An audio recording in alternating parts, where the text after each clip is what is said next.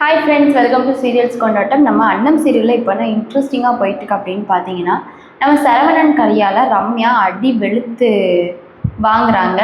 அடி செம்மையாக சரவணன் கையால் ரம்யா வாங்குறது தான் பார்க்க போகிறோம். இது உங்களுக்கு பிடிச்சிருந்துச்சுன்னா வீடியோ லைக் பண்ணிவிட்டு இன்னும் நம்மளை சப்ஸ்கிரைப் பண்ணாமல் இருந்தீங்கன்னா சப்ஸ்கிரைப் பண்ணிக்கோங்க. வாங்க இப்போ நம்ம வீடியோக்குள்ளே போயிடலாம். ஸோ என்னாச்சு அப்படின்னு பார்த்தீங்கன்னா, நம்ம ரம்யா சரவணனை நல்லா கோர்த்து விடணும் அப்படின்னு சொல்லிட்டு திட்டம் போட்டு கோர்த்து விடுறாங்க. இப்போ அந்த பாப்பா குளிக்கிற கிடக்க அந்த பாப்பாவை தூக்குறது அப்படிங்கிறது இப்போ டக்குன்னுலாம் சீரியல் காட்டிட மாட்டாங்க. பாப்பாவை டக்குன்னு தூக்கிறது அப்படிலாம் எப்படியும் அது ஒரு இன்னும் 4-5 எபிசோட் போகும். ஸோ அதுக்கப்புறம் நம்ம இப்போ சரவணன் ரம்யா கதைக்கு வரலாம். சரவணன் ரம்யா பண்ணுற கூத்து தான் இப்போ பெரிய கூத்தாவே அங்கே இருக்குது.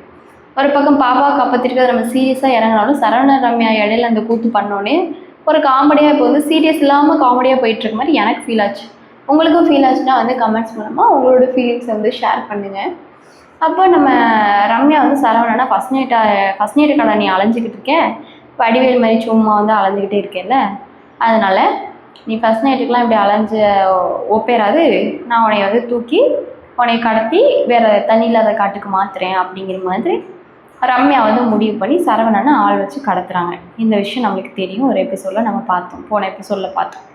கடத்தினோடனே நம்ம சரவணனும் சரி என்ன சார் அந்த கடத்தினவங்கள்ட்ட கெஞ்சுறாங்க, சார் விட்டுருங்க சார், எனக்கு first night sir please sir அப்படின்னு சொல்லிட்டு கெஞ்ச உடனே அவங்கெல்லாம் என்ன சும்மா போட்டு கெஞ்சிக்கிட்டே இருக்காதுடா, நொய்யின்னு என்ன இப்படி அலையிற பொம்பளையே நீ பார்த்தது இல்லையாடா அப்படிங்கிற மாதிரி கேட்க, சார் அது என் பொண்டாட்டி சார், நான் என்ன அடுத்த பொம்பளைட்டையா சார் அலைஞ்சிக்கிட்டு இருக்கேன், என் பொண்டாட்டினாலும் இன்னும் வாழ்க்கையை கூட ஆரம்பிக்கல சார், விட்டுருங்க சார் அப்படின்னு சொல்ல அதெல்லாம் அவங்கெல்லாம் சேர்ந்துட்டு அப்படியெல்லாம் விட முடியாது, மேடம் சொல்லியிருக்காங்க உன்னை விடக்கூடாதுன்னு சொல்லிட்டாங்க அப்படின்னு சொல்ல, மேடமா என்ன மேடம், அதெல்லாம் உனக்கு போக போக தெரியும் யார் சொன்னான்னு, இப்போலாம் எங்களாலாம் சொல்ல முடியாது, அதனால் வாய் மூடிட்டு அமைதியாக இல்லை, இல்லைன்னா இந்த கொடூரமான காட்டுக்குள்ளே உன்னை இறக்கி விட்டு போயிடுவோம், இங்கே தான் கரடி சிங்கம் பாம்பு மலைப்பாம்புலேருந்து முழுசாக உன்னை முழுங்கிறதுக்கு பல பாம்புகள் இங்கே சுற்றிக்கிட்டு இருக்கு பார்த்துக்கோ, நீ ரொம்ப பேசின உனக்கு அவ்வளோதான் அப்படின்னு சொல்லிட்டு சொன்னோடனே,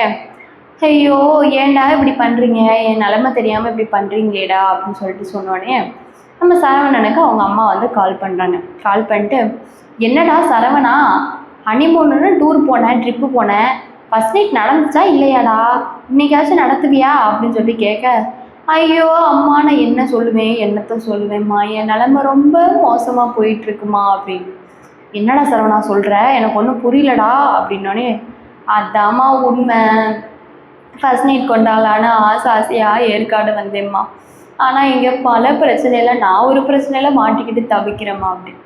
என்னடா பிரச்சனை, என்னாச்சு, அங்கே என்ன விஷயம் நடந்துக்கிட்டு இருக்கு, ஆமாம் நியூஸ்லலாம் பார்த்தனே அந்த குழந்தை ஏதோ ஒன்று விழுந்துருச்சுன்னு சொன்னீங்களே, அந்த குழந்தைய எடுத்துட்டாங்களா இல்லையா, இன்னும் நீங்கள் அந்த ஸ்பாட்டில் தான் நின்றுட்டுருக்கீங்களா, உங்கள் வாழ்க்கையை நீங்கள் ஆரம்பிக்க போகலையா அப்படின்னோடனே, அம்மா அந்த ஸ்பாட்லலாம் நின்றுட்டு இல்லைம்மா, அந்த குழந்தைய இன்னும் எடுக்கலம்மா, அதை எடுக்கவும் போராடிட்டு இருக்காங்கம்மா ஒரு பக்கம்.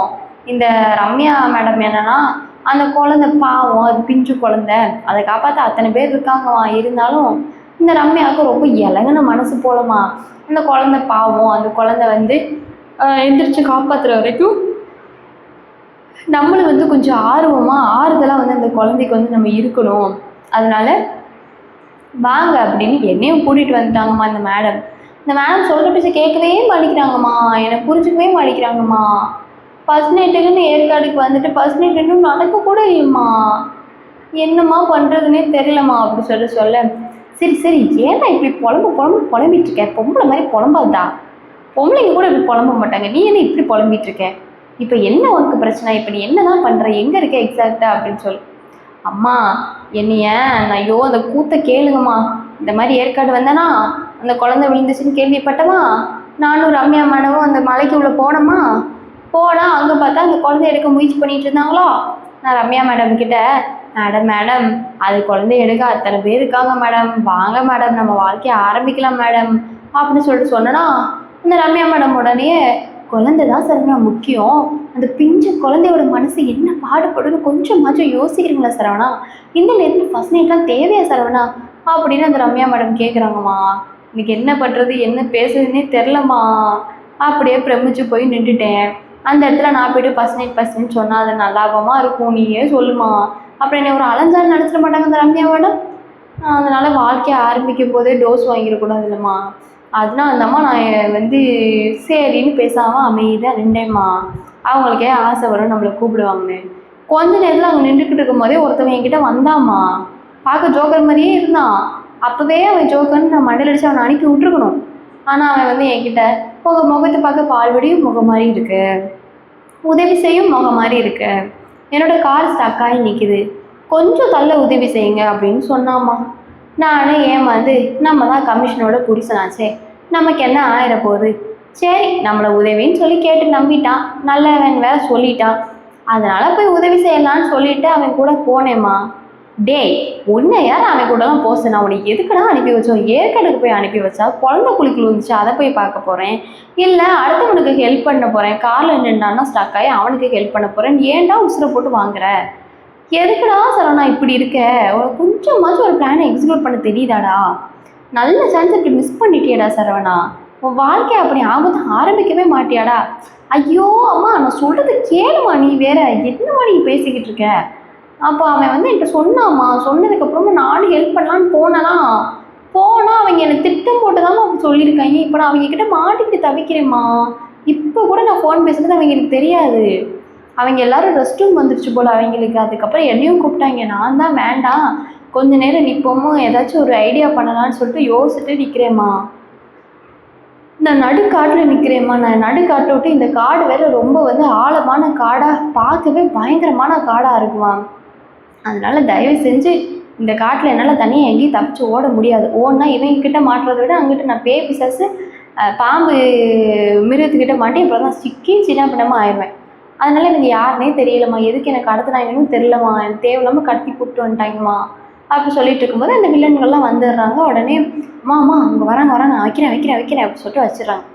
அப்போ தான் வந்து உடனே சரவணோட அம்மா, ஐயோ என் சரவணனுக்கு என்னாச்சுன்னு தெரியலையே, யார் என் சரவணனை கடத்திருப்பா?